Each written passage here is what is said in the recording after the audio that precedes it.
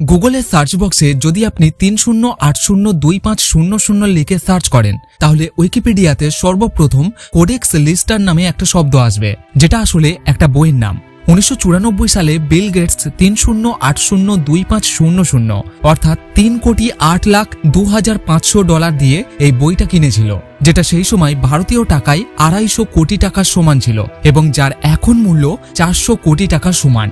কিন্তু এই বইয়ের মধ্যে এমন কি আছে যে মাইক্রোসফটের ফাউন্ডার বিল গেটস এই বইটাকে কেনার জন্য কয়েকশো কোটি টাকা খরচ করেছিল। বিল গেটস 250 কোটি টাকা দিয়ে যে বইটা কিনেছিল সেই বইয়ের মধ্যে সায়েন্স, এডুকেশন এবং টেকনোলজি ভবিষ্যতে কেমন হবে সেটা লেখা আছে। আমরা এই সময় যে বিজ্ঞানের যুগে বসবাস করছি এই সময়টাকেও আজ থেকে 500 বছর আগে লিওনার্দো দা ভিঞ্চি তার এই বই কোডেক্স লিস্টারে আগেই লিখে দিয়েছিল। লিওনার্দো দা ভিঞ্চি সমস্ত বিষয়ের মাস্টার ছিলেন। এইরকম সমস্ত বিষয়ে জ্ঞানী মানুষকে পলিম্যাথ বলা হয়। দা ভিঞ্চি আজ থেকে 500 বছর আগে মানুষের শরীরের 240টা স্কেচ বানিয়েছিল, যে সময় কোনো রকমের এক্স-রে মেশিন ছিল না। এই স্কেচগুলোর সাথে এখনকার সময়ের স্কেচের 100% মিল রয়েছে। আসলে সে মানুষের শরীরের বিষয়ে জানার জন্য কবরস্থানে যেত, মাটি খুঁড়ে শরীরকে বের করত এবং মানুষের শরীরের স্ট্রাকচার কিভাবে তৈরি হয়েছে সেটা ভালোভাবে দেখত। স্ক্রিনে যে স্কেচগুলোকে দেখতে পাচ্ছেন এগুলোকে দা ভিঞ্চি বানিয়েছে। বিখ্যাত সাউথ ইন্ডিয়ান সিনেমা বাহুবলীতে ভল্লাল দেবের এই যে রথটাকে দেখানো হয়েছে সেই রথের ডিজাইনও দা ভিঞ্চি আজ থেকে 500 বছর আগে তৈরি করেছিল। দা ভিঞ্চির কাছে কোনো কিছুকে কল্পনা করার অদ্ভুত শক্তি ছিল। দেখুন, এটা হলো ইটালির একটা মানচিত্র যাকে স্যাটেলাইট থেকে তোলা হয়েছে, আর এটা হলো ইটালিরই একটা শহরের ম্যাপ যাকে 1502 সালে দা ভিঞ্চি বানিয়েছে। সেই সময় স্যাটেলাইট ছিল না, গোটা শহরকে ঘুরে শুধুমাত্র কল্পনা করেই সেই ম্যাপটাকে তৈরি করেছিল, যাকে উপর থেকে এই রকম দেখতে লাগে। সেই সময় ড্রোন, এরোপ্লেন, উঁচু বিল্ডিং কিছুই ছিল না যেখান থেকে গোটা শহরকে দেখা যাবে, যার মানে হলো দা ভিঞ্চি প্রথম মানুষ যে একটা শহরকে এত উপর থেকে কল্পনা করেছিল। দা ভিঞ্চি 33 ব্যারেল অর্গানের ডিজাইন বানিয়েছিল। এখানে 33টা ছোট বন্দুককে একসাথে করে একটা বন্দুক তৈরি করা হয়, আর মাত্র একটা সুইচের সাহায্যেই 33টা বন্দুককে একসাথে ফায়ার করা যাবে। সেই সময়ের হিসেবে এটা অনেক উন্নত টেকনোলজি ছিল। দা ভিঞ্চি অনেক রকমের হাতিয়ার তৈরি করেছিল এবং রাজাদের চিঠি লিখে সেই হাতিয়ারগুলোর বিষয়ে জানাতো। এখনকার যুদ্ধে যে ট্যাঙ্ক ব্যবহার করা হয় সেটাও দা ভিঞ্চির ডিজাইন দেখেই তৈরি করা হয়েছে। আজ থেকে 500 বছর আগে দা ভিঞ্চির কাছে এমন একটা যুদ্ধের মেশিনের ডিজাইন ছিল যেটাকে কচ্ছপের মতো দেখতে, যার চারিদিকে তোপ লাগানো ছিল, যাকে যেদিকে ইচ্ছা ঘুরিয়ে হামলা করা যাবে।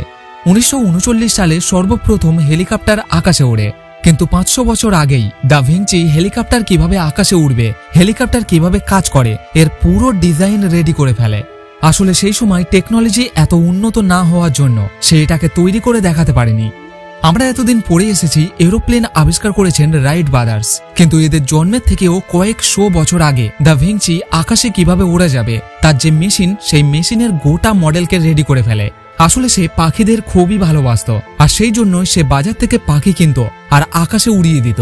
সে পাখিদের সাথে অনেকক্ষণ সময় কাটাতো। পাখিদের দিকে তাকিয়ে তার জানার ইচ্ছা হতো এই পাখিগুলো আকাশে কিভাবে ওড়ে।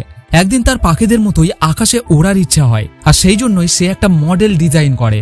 পাখি কিভাবে উড়ছে সেটা জানতে হলে পাখিদের ওড়াকে স্লো মোশনে দেখতে হবে, তবেই এর ডানার নড়াচড়াকে ভালোভাবে দেখা যাবে। কিন্তু ভিঞ্চি এই বিষয়টাকে বোঝার জন্য একটা করে পাখি খাঁচা থেকে বের করত, আর তার ওড়ার সময় ডানার মুভমেন্টকে ভালোভাবে লক্ষ্য করত। ডানার প্রত্যেকটা মুভমেন্টকে এইভাবে দেখে সে খাতায় এঁকে নিত, আর এইভাবেই সে একটা ফ্লাইং মেশিন তৈরি করে নেয়। আর এটা হলো সেই ফ্লাইং মেশিনের ডিজাইন, এতে মানুষ বসার জায়গাও আছে। সেবাস্টিয়ান লিনরম্যান্ড, যাকে আধুনিক প্যারাসুটের ইনভেন্টর বলা হয়, 1783 সালে লিনরম্যান্ড একটা উঁচু বিল্ডিং এর উপর থেকে ঝাঁপ দিয়ে তার প্যারাসুটের সফল পরীক্ষা করেছিল। কিন্তু মানুষের ছাতার মতো স্ট্রাকচারকে নিয়ে হাওয়াতে ওড়ার ডিজাইন সর্বপ্রথম দা ভিঞ্চি বানিয়েছিল। ভিঞ্চির এই ডিজাইন কতটা পারফেক্ট সেটা দেখার জন্য 26 জুন 2000 সালে একটা পরীক্ষা হয়। এড্রেইন নিকোলাস ভিঞ্চির এই ডিজাইনকে দেখে একটা প্যারাসুট বানায় এবং সেটা নিয়ে 10,000 ফুট উপর থেকে ঝাঁপ দেয়। এত উপর থেকে ঝাঁপ দেওয়ার পরেও নিকোলাস একদম সুরক্ষিতভাবে নিচে নেমে আসে, আর তার এই এক্সপেরিমেন্ট প্রমাণ করে ভিঞ্চির ডিজাইন একদম সঠিক। ভিঞ্চি যে জিনিসের সবচেয়ে বেশি সময় দিয়েছিল সেটা হলো মোনালিসার ছবি। এই ছবিটা আঁকতে তার 14 বছর সময় লেগেছিল, আর চুলের থেকেও সরু তুলি দিয়ে সেই ছবিটা আঁকে। এই ছবির সবচেয়ে আশ্চর্যজনক বিষয়টা হলো মোনালিসার মুখের এক্সপ্রেশন। মোনালিসার মুখের এক্সপ্রেশন আসলে কি বোঝাতে চাইছে সেটা আজ পর্যন্ত কেউই বলতে পারেনি। ভিঞ্চির আরও একটা বিখ্যাত পেন্টিং হলো দ্য লাস্ট সাপার। এই ছবিতে যিশুকে শুলে চড়ানোর আগে যিশু তার শিষ্যদের সাথে শেষবার খাবার খেয়েছিল, সেটাকেই দেখানো হয়েছে। 2015 সালের অক্টোবর মাসে টেসলা সেলফ ড্রাইভিং গাড়িকে বাজারে আনে, কিন্তু ভিঞ্চির এমন একটা স্কেচ আছে যেখানে সে সেলফ ড্রাইভিং গাড়ির একটা ডিজাইন বানিয়েছিল, যার নাম রেখেছিল সেলফ প্রোপেলড কার্ট। পৃথিবীর সর্বপ্রথম গাড়িটা তৈরি হয়েছিল 1886 সালে, কিন্তু তার প্রায় 500 বছর আগেই দ্য ভিঞ্চি গাড়ি তো দূরের কথা, সেলফ ড্রাইভিং কারের ডিজাইন বানিয়ে ফেলে, যেটাকে তার পক্ষে সেই সময় এক্সপেরিমেন্ট করে দেখাও সম্ভব ছিল না। এখনকার সময়ে টেকনোলজি থাকলে সেই সময় সে হয়তো গাড়িকে আকাশে উড়িয়ে দিত। এইসব খোঁজগুলো ছাড়াও এমন অনেক রহস্যময় জিনিস আছে, যেমন আকাশের রং নীল কেন, পাখিরা ঘন্টার পর ঘন্টা আকাশে কিভাবে উড়তে পারে।